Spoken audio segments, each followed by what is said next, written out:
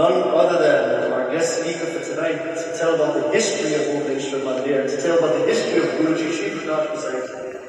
And you ready? Who? You ready? Everybody ready? Who here is ready to hear from the guest speaker? I introduce to you none other than the legendary Shri Prakash Gossai himself. Give him a round of applause. Let's listen attentively to what Guruji has to say.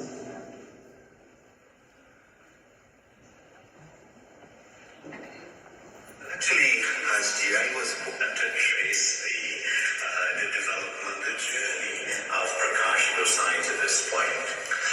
But actually, as I was born in a very remote area in Guyana called Mahaika Creek. It is a riverine area. The traditions still remain very ancient.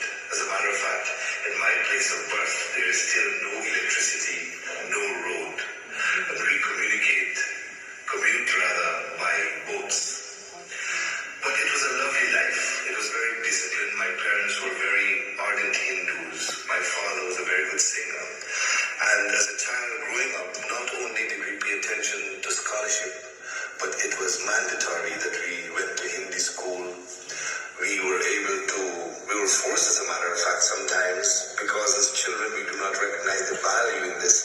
But every morning our dhar must be given to the Shiva Lingam, and we began our day with prayer. So for the first 11 years of my life I spent in that kind of environment.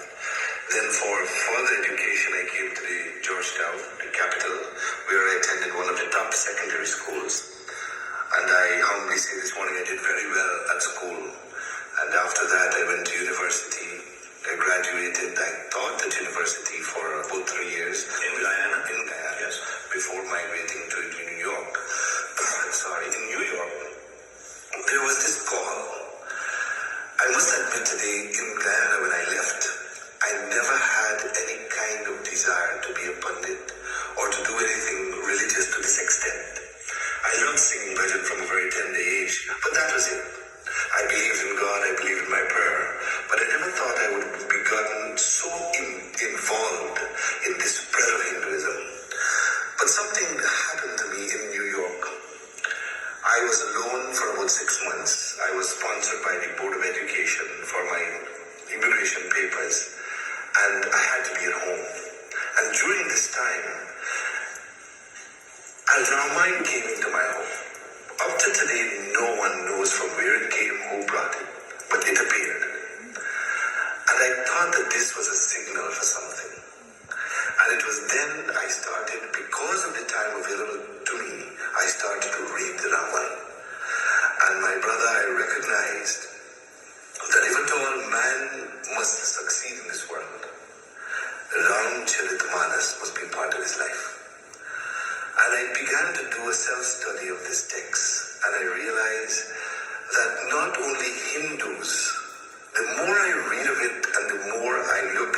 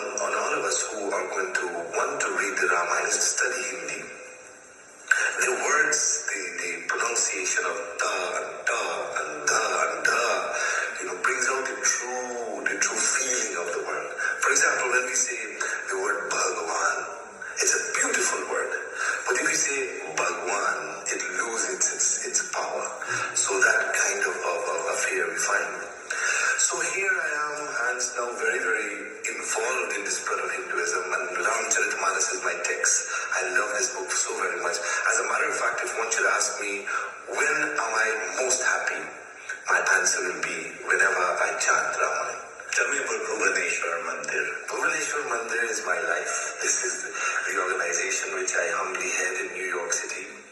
It's a beautiful building, first of all, situated in Queens, in Richmond Hill, and we have had some branches established in various parts of the world as well. In Guyana, for example, there are 3 branches. In Rochard Road in Pinal, there is a branch of the Bhuvaneshwar Mandir. And in Barbados, in England, and in Canada. But our focus is, we're not too concerned about the number of organizations we've established. I am very particular about the work we're doing. And we're hoping with the lessons we're giving and with the motivation, especially to younger minds, we'll be able to provide for future generations good leaders. As a matter of fact, the Ramayana, I feel confident, will always be sung. Valmiki said, my brother, so long as mountains stand and rivers flow, the name of Ram will be sung. And I believe in that. When some of us feel that we're indispensable, other shining stars come. At one time I wonder when Professor Anand Ramachan would have gone, when I would have left the scene, when people like these popular Ramayana leaders, Murari Bapu and so on, what will happen? But fortunately, as we see the days unfold, new chanters of Ramayana are coming, new interpreters, and this makes me feel very good. I will encourage in Trinidad, for example, Swamiji, I forget his name now, but he was Brahmachari, Premji, Prakash Anand. These are stalwarts in our texts. Suraj Ramachandji, my brother, he's fantastic. So more and more people are getting involved, and that's why I recognize the truth of that statement. And so long as mountains stand, it means forever, perennial, eternal.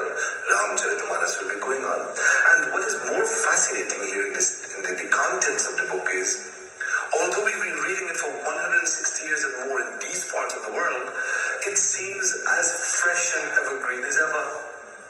The Chopais I read last night at the Yajna, I have done them so many times, but every time I do them, a new light comes, a new feeling, a feeling of hope. And as we speak, I'm remembering how those who believe in Ramayana and believe in Ram will always triumph. And this morning, permit me to extend congratulations to our sister Sironi for this triumph that she's enjoying. And this I attribute simply to her prayer, to her faith in God, to her love for Ramayana. And so, those of us who will want to traverse this path, this morning, to all my Trinidadian brothers and sisters, I ask you to continue to instill more faith. Do not give up. Faith in God, faith in the words of our text will do well for our success and for our peace. As you read and interpret, and there's a relevance to today's challenges. You talked about the young people, the problems, sometimes a sense of hopelessness, a sense of abandoning even the basic values and so on. The interpretation of the Ramayana becomes relevant in the hopelessness and helplessness. Of course, my brother, look at Bhagwan Ram. He's the role model. Just imagine, tonight, this evening, an announcement is made that you'll be crowned success for them in this life. What did he do as a little boy? Prahatakal means early in the morning. He gets up. In New York City, I hope Trinidadians do not do this, but in New York City, the youngsters do not want to get up early in the morning. And time is of essence. There are times set aside for man to do particular things. We call it muhurt, very auspicious times. For example, a child getting up at 4 in the morning or 5 and does studies. We're told, and the experience will tell, that you're able to retain more than a busy hour of the day. So Prahatakal Uthi Kay Raghunatha, he gets up so very early in the morning, and the first thing he does, Matu Pita Guru Navahi Mata. He bows to mother, to father, to the Guru. Today I wonder how many of our children do this. And the parents sometimes just put a blank view of this. Why do you bother the children?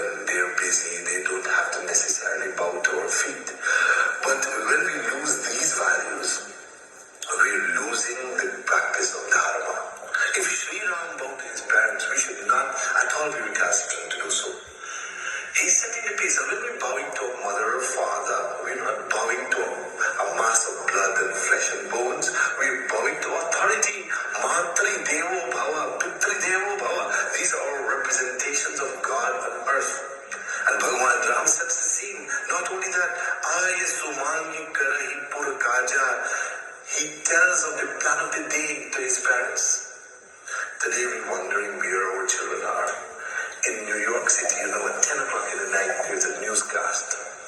And the beginning of the newscast is, it is now 10 o'clock.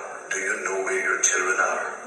I mean, it's a question which brings fear to those who will listen to it for the first time. Dekhi charit harshay manaraja. When a father sees a child growing up with that kind of discipline and in such a rich environment, what is the outcome? Harshay, very happy heart. And that is what we want. We want happiness for children, we want to see your progress, and hence this role model is important. You are happiest when you sing, we are happiest when we hear you sing.